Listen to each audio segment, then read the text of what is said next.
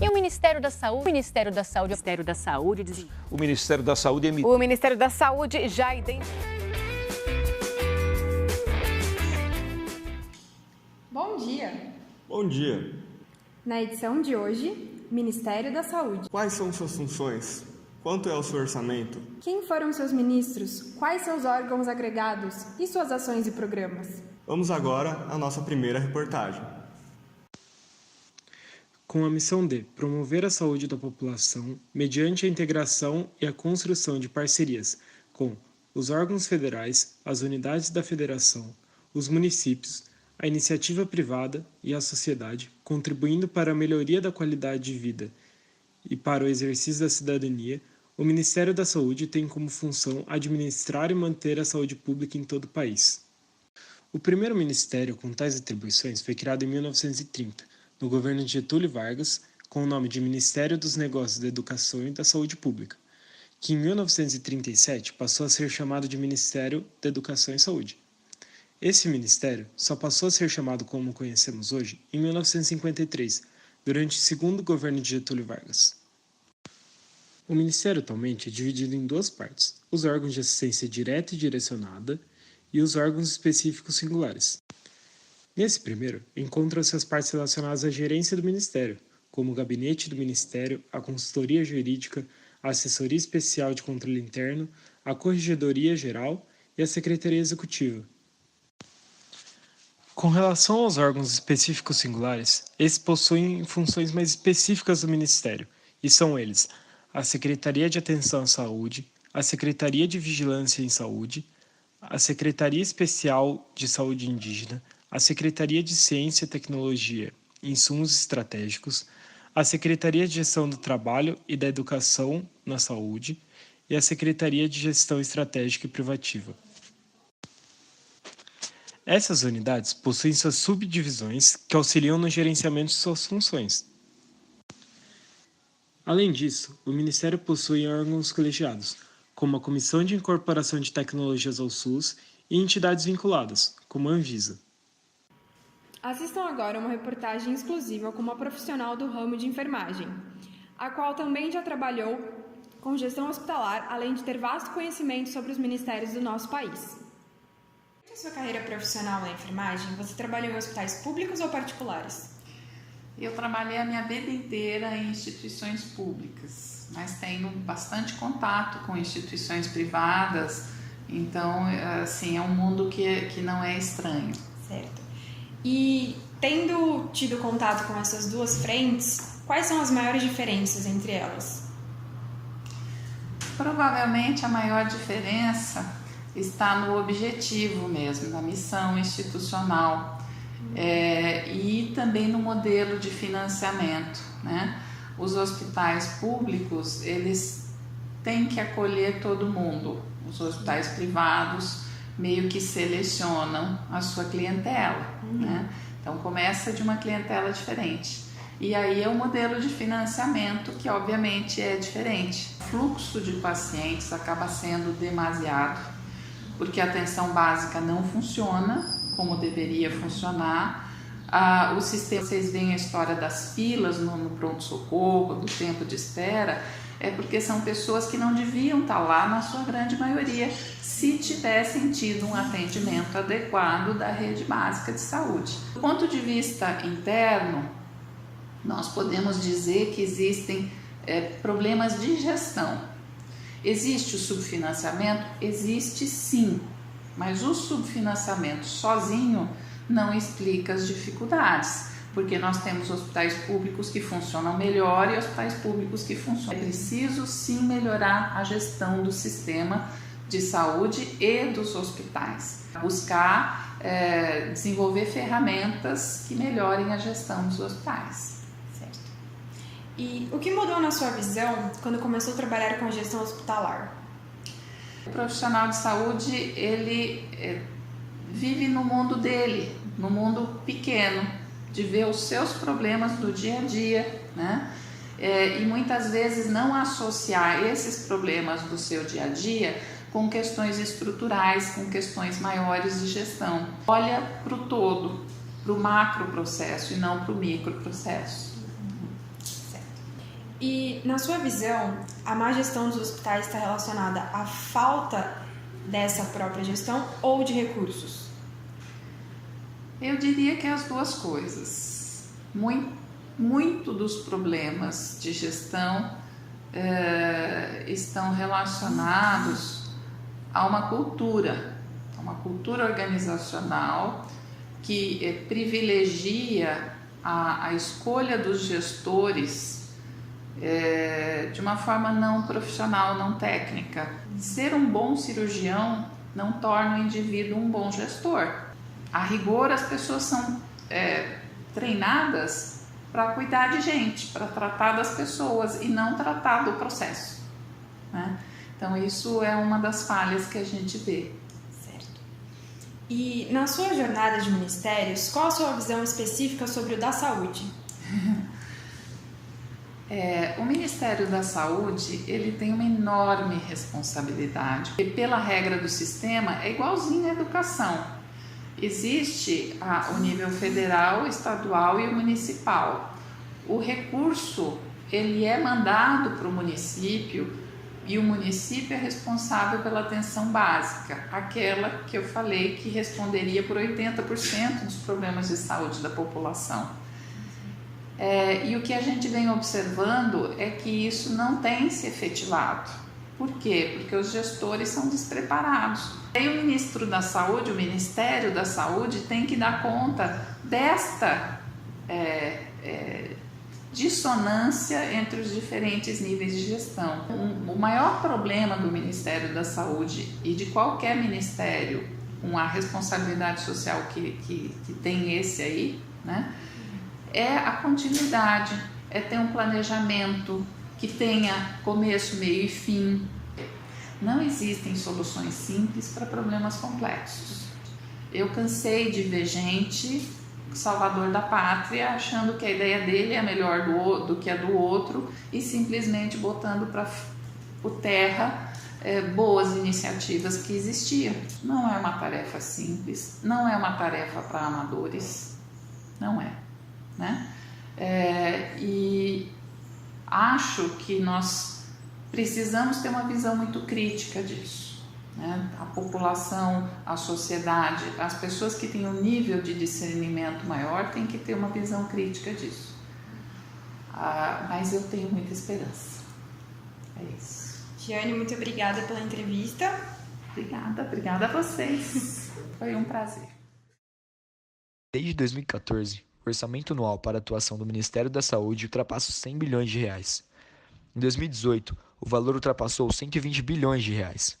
Para um cidadão pouco habituado a esse tipo de informação, fica a impressão de que o governo, a cada ano, investe cada vez mais na saúde do nosso país. Os números apresentados não refletem a necessidade da população e não estão relacionados com um planejamento ascendente.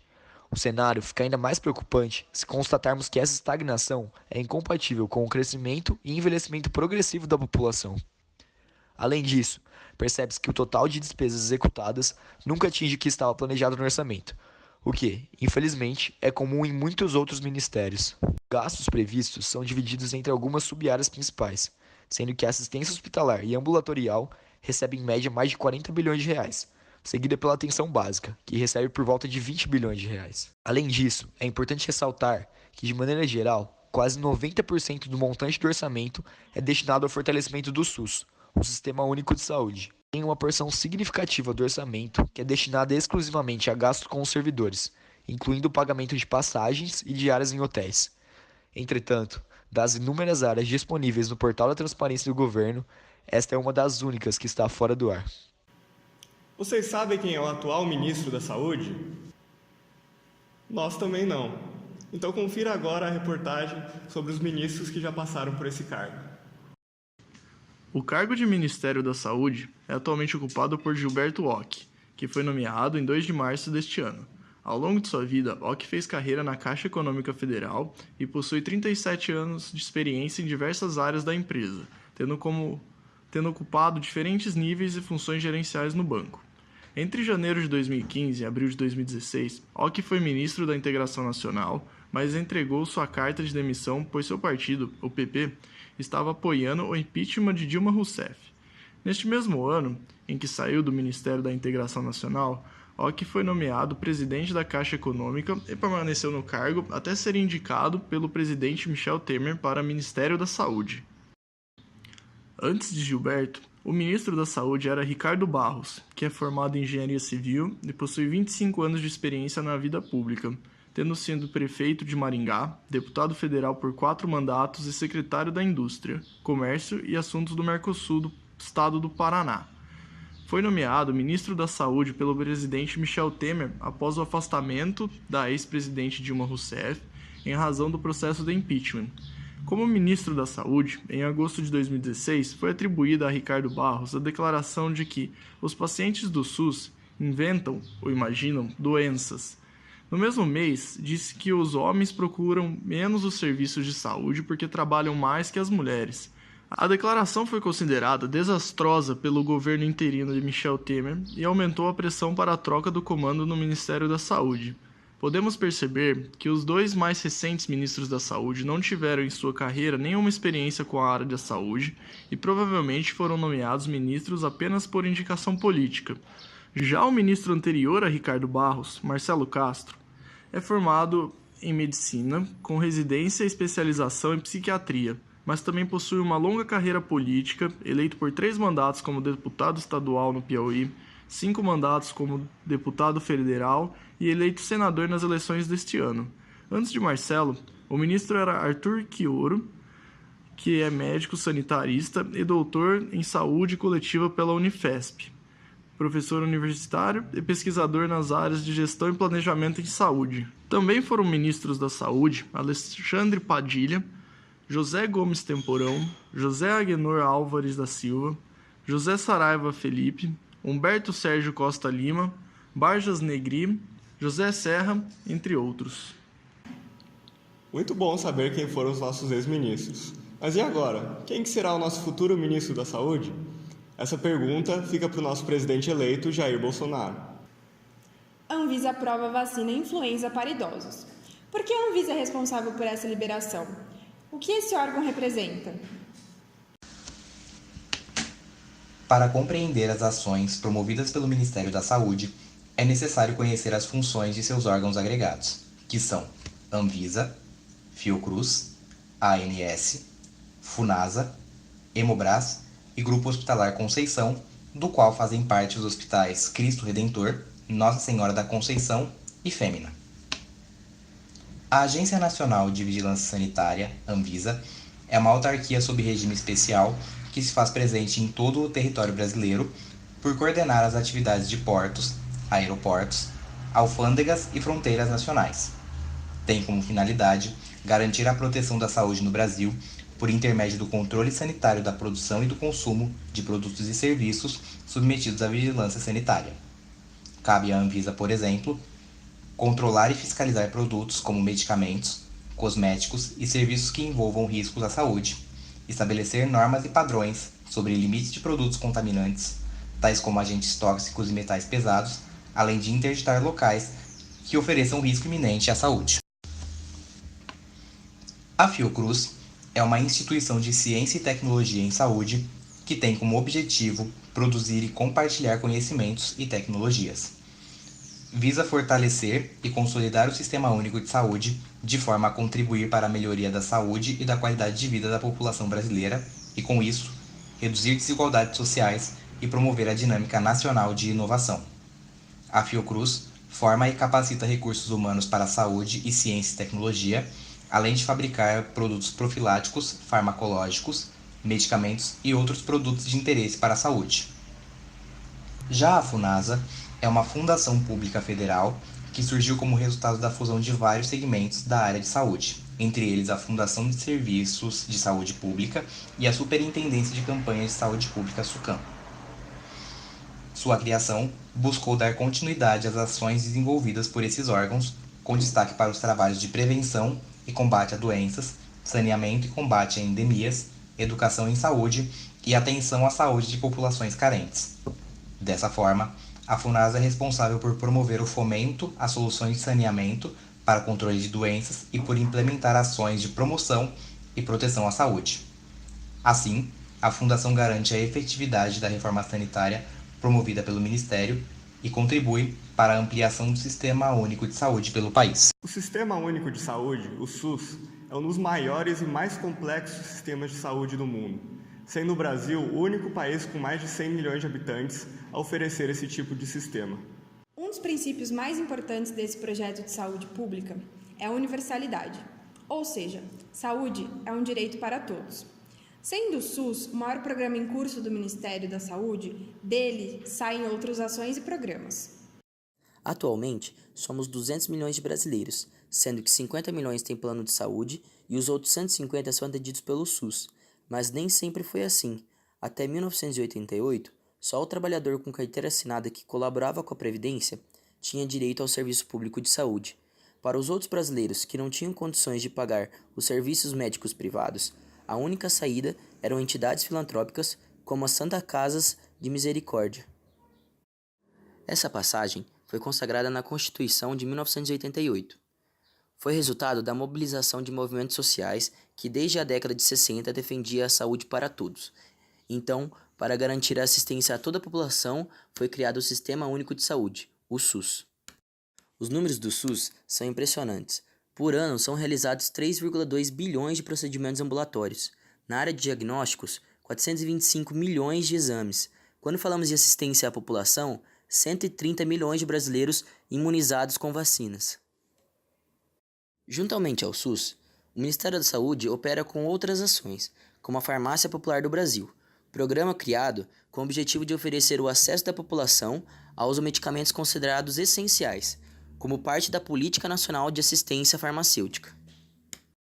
SAMU 192, Serviço de Atendimento Móvel de Urgência. O serviço do SAMU disponibiliza atendimento pré-hospitalar a vítimas em situação de urgência ou emergência, que possam levar a sofrimento, a sequelas ou mesmo à morte. UPA 24 horas, Unidade de Pronto Atendimento. O serviço da UPA concentra em atendimentos de saúde de complexidade intermediária, compondo uma rede organizada em conjunto com a atenção básica e atenção hospitalar. Pasta investirá 38 milhões para a construção de Centro Público de Pesquisa para Desenvolvimento e Inovação de Medicamentos do Brasil. O governo cubano informa que encerrou sua parceria no programa Mais Médicos. O governo federal fará iniciativa imediata para convocar novos editais para que profissionais médicos possam ocupar as vagas deixadas pelos profissionais cubanos. O Ministério da Saúde investe em produção de medicamentos. A ação vai atender emergencialmente 34 municípios da região amazônica, onde se concentram 80% dos casos de malária ocorridos no Brasil. Agora, o Ministério da Saúde tem podcasts no Spotify. Tenham um bom dia e não percam a próxima reportagem do Ministério do Turismo. Um bom dia a todos!